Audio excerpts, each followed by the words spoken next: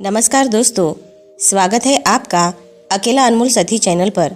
दोस्तों, संसार में ऐसी कोई भी वस्तु नहीं जिसकी प्राप्ति मनुष्य के लिए असंभव हो। प्रयत्न और पुरुषार्थ से सब कुछ पाया जा सकता है, लेकिन एक ऐसी भी चीज़ है जिसे एक बार खोने के बाद कभी नहीं पाया जा सकता, और वो है समय। एक बार हाथ से निकला हुआ समय फिर कभी नहीं हाथ आता। वो कहावत है ना, बीता हुआ समय और कहे हुए शब्द कभी वापस नहीं बुलाए जा सकते। समय परमात्मा से भी महान है। भक्ति साधना द्वारा परमात्मा का साक्षात्कार कई बार किया जा सकता है, लेकिन गुजरा हुआ समय पुनः नहीं मिलता। ऐसी ही आज की ये कहानी है जो समय के महत्व को दर्शाती है। एक छोटे से गांव में एक लड़का रहता था। वो बहुत आलसी था और हर काम को टालता रहता था। उसकी ये आदत थी कि वो हर ज़रूरी काम देर से करता था, और इस वजह से वो अपनी पढ़ाई और ज़िंदगी के दूसरे मामले में पीछे रह गया था। उसके घर वाले और उसके टीचर्स उसको बार बार समझाते थे कि अपने समय की कदर करो, लेकिन वो उनकी बात नहीं मानता था। उसको अपने फ्यूचर की बिल्कुल चिंता नहीं थी, और वो अपना समय बेकार की चीज़ों में ज़ाया कर रहा था। एक दिन उसके गांव में एक बुद्धिमान आदमी आया। वो अपने समझ और ज्ञान के लिए मशहूर थे। बहुत सारे लोग उनसे मिलना चाहते थे और उनसे कुछ सीखना चाहते थे। वो लड़का भी उनसे मिलने गया। सोच रहा था कि शायद वो बुद्धिमान आदमी उसे कुछ ऐसे टिप्स देंगे जिससे वो अपने दोस्तों से आगे निकल सके। जब उसकी बारी आई तो उसने बुद्धिमान आदमी के पास जाकर कहा, कृपया मेरी मदद करें। मैं अपनी ज़िंदगी में हार गया हूँ। मैं अपने दोस्तों और क्लासमेट से हर फील्ड में पीछे हूँ। मैं सबसे आगे निकलना चाहता हूँ और सबसे अच्छा बनना चाहता हूँ। कृपया मुझे बताएं, मैं कैसे ये कर सकता हूँ। बुद्धिमान आदमी ने उस लड़के को प्यार भरी नज़र से देखा और बोले, मेरे बच्चे, तुम इसीलिए तकलीफ़ में हो क्या कि तुम अपने समय की कदर नहीं करते। तुम हमेशा काम टालते रहते हो और अपने अनमोल पल बेकार चीज़ों में ज़ाया कर देते हो। चलो, मैं तुम्हें एक कहानी सुनाता हूँ जिससे तुम समय की कदर समझ पाओगे। लड़का बड़े ध्यान से सुनने लगा। बुद्धिमान आदमी ने कहानी शुरू की।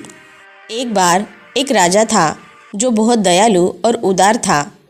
उसको अपनी प्रजा से बहुत प्यार था और वो हमेशा उनकी मदद करता था।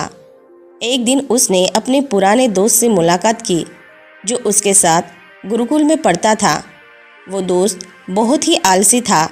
ना उसके पास नौकरी थी और ना पैसा और ना ही इज्जत।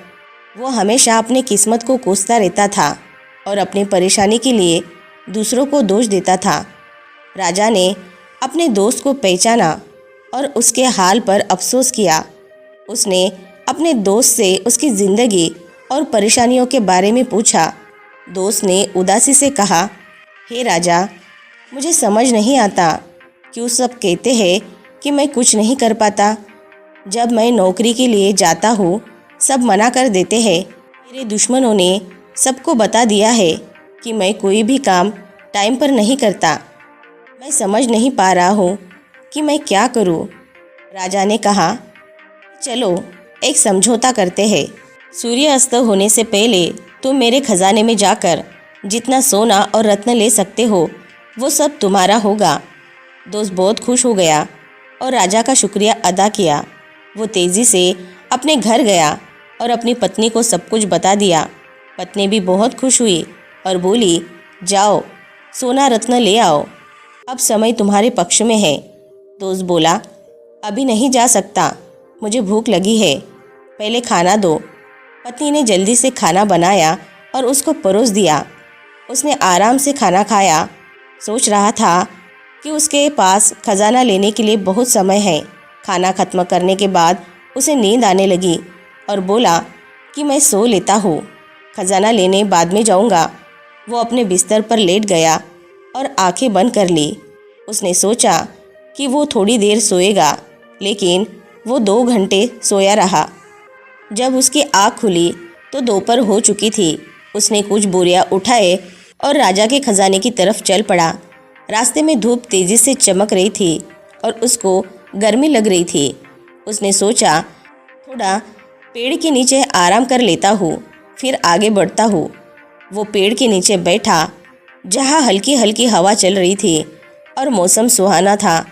जैसे ही वो बैठा फिर से सो गया और 4 घंटे और सोया रहा। जब उसकी आँख खुली तो शाम हो चुकी थी और सूर्य अस्त होने वाला था। वो जल्दी से उठकर दौड़ता हुआ महल की तरफ गया, लेकिन देर हो चुकी थी। सूर्य अस्त हो चुका था और महल के गेट बंद हो चुके थे। आलसी आदमी वहीं निराश होके खड़ा रह गया। उसने अपना मौका खो दिया था क्योंकि उसने अपने समय की कदर नहीं की थी। बुद्धिमान आदमी ने अपनी कहानी खत्म की और उस लड़के की तरफ देखा। लड़का चुप था। उसने अपनी गलती समझ ली थी और उसको अपने ऊपर शर्म आ रही थी। उसने बुद्धिमान आदमी का शुक्रिया अदा किया और अपने तरीके बदलने की कसम खाई। उसने समझ लिया कि समय अनमोल है और इसे ज़ाया नहीं करना चाहिए। वो घर वापस गया और अपने लक्ष्य के लिए मेहनत करने लगा। उसने टालना बंद कर दिया और ज़्यादा उत्पादक बन गया। उसने अपने दोस्तों और परिवार में इज्जत और खुशी पाई। दोस्तों, हमारी ज़िंदगी में अगर हम देखें तो समय सोने की तरह होता है। ये सबसे अनमोल चीज़ है जो हमारे पास है। हमारे पास ज़िंदगी में सिर्फ सीमित समय है और हमें इसे समझदारी से और उत्पादकता के साथ इस्तेमाल करना चाहिए। हमें अपना समय बेकार चीज़ों में ज़ाया नहीं करना चाहिए, बल्कि उन चीज़ों पर ध्यान देना चाहिए जो मायने रखती है। हमें अपने काम और कार्यों को टालना नहीं चाहिए, बल्कि उन समय पर और अच्छी तरह से करना चाहिए। एक प्रख्यात कहावत है, अगर तुम अपने समय की कदर करोगे तो समय तुम्हारी कदर करेगा, लेकिन अगर तुम अपने समय को बर्बाद करोगे तो समय तुम्हारी ज़िंदगी को बर्बाद कर देगा। हम जिंदगी में कुछ भी हासिल कर सकते हैं अगर हम अपने समय का सही उपयोग करें, लेकिन अगर हम अपना समय ज़ाया करते हैं तो हम अपने मौके को खो देंगे और बाद में पछताएंगे। एक यात्री से 1 मिनट का महत्व समझ सकते हैं जो अपनी ट्रेन 1 मिनट के फ़र्क से मिस कर गया, और एक स्टूडेंट से 1 साल का महत्व समझ सकते हैं जो अपनी वार्षिक एग्ज़ाम में फेल हो गया। जो लोग अपने समय की कदर करते हैं वो अपनी ज़िंदगी में कुछ भी पा सकते हैं, लेकिन जो अपने समय की कदर नहीं करते वो अपनी ज़िंदगी में नाकाम हो जाते हैं।